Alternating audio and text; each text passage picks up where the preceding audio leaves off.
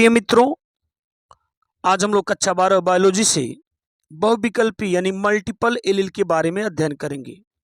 प्रश्न दिया है कि बहुविकल्पी से आप क्या समझते हैं या बहुविकल्पता से आप क्या समझते हैं, उदाहरण सहित समझाइए। तो ध्यान देंगे, एक आनुवांशिक लक्षण के लिए जब दो से अधिक जीन उपस्थित होते हैं, एक आनुवांशिक लक्षण के लिए सामान्यतः दो ही जीन होते हैं, लेकिन यहाँ कह रहा कि जब दो से अधिक जीन उपस्थित होते हैं, जैसे यहाँ बता दिया कि रंग है, रंग एक लक्षण है, इसके लिए दो जीन है, एक लाल रंग का और सफेद रंग का, दो ही जीन है, एक लक्षण के लिए दो ही जीन है।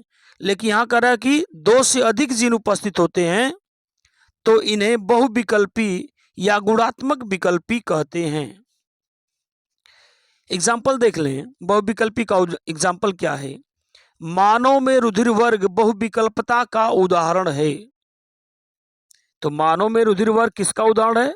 बहुविकल्पता का उदाहरण है। ऐसा क्यों कहा गया? ध्यान देंगे, रुधिर प्रतिजन के निर्माण के लिए, रुधिर में जो प्रतिजन होता है, तो रुधिर में प्रतिजन और प्रतिरक्षी दोनों होते हैं। तो रुधिर के प्रतिजन के निर्माण के लिए आई जीन होता है और इस आई जीन के तीन प्रारूप IA, IB और IO होते हैं, जो लाल रुधिराणु पर स्थित प्रतिजन का संश्लेषण करते हैं। यानी जो प्रतिजन का निर्माण करने वाला जीन आई जीन है, उसके तीन प्रारूप IA, IB, IO हैं। तो यहाँ जो जीन है वह दो से अधिक है, इसलिए यह बहुविकल्पता को शो कर रहे हैं। अब जो IA जीन है, IA जीन प्रतिजन A बनाता है, IB जीन प्रतिजन B बनाता है और जीन IO के कारण प्रतिजन नहीं बनता है। तो यहाँ अकेले अकेले बात कर लिया गया कि जो जीन I है प्रतिजन A बनाएगा, जीन IB है प्रतिजन B बनाएगा और जीन IO के कारण कोई प्रतिजन नहीं बनता है। लेकिन यहाँ दो दो लेके चल रहे हैं। यहाँ IA, IB अगर दोनों एक साथ हों तो इस जीनोटाइप वाले जीवों में A तथा B दोनों प्रतिजन बनता है। अतः IA तथा IB सप्रभाविता को दर्शाते हैं। तो इनमें न कोई प्रभावी है न कोई अप्रभावी है, बल्कि दोनों अपना प्रभाव दिखाते हैं। A और B दोनों प्रतिजन बनता है। अतः IA और IB क्या है? सप्रभाविता दर्शाते हैं। अब यहाँ भी दो ले रहे हैं हम, IA, IO। तो IA और IB तो प्रभावी होते हैं और IO अप्रभावी होता है। तो IA प्रभावी है, इसलिए प्रतिजन A बनेगा और इस जोड़े में देख लें IB प्रभावी है, इसलिए प्रतिजन B बनेगा। और इसी को यहाँ इस तरह से चार्ट के द्वारा बता दिया गया कि यह गुणसूत्र है जिसमें I जीन है और I जीन के तीन प्रारूप, जैसा कि बताया गया अभी ऊपर, तीन प्रारूप IA, IB, IO होते हैं। इन्हीं को एलील भी कहते हैं हम। तो जो आपने थियरी सुना उसी को यहाँ पढ़ना है। देखो जीनोटाइप है IA, IA दोनों प्रभावी हैं, जैसा कि बताया गया कि IA और IB प्रभावी होता है, IO अप्रभावी होता है।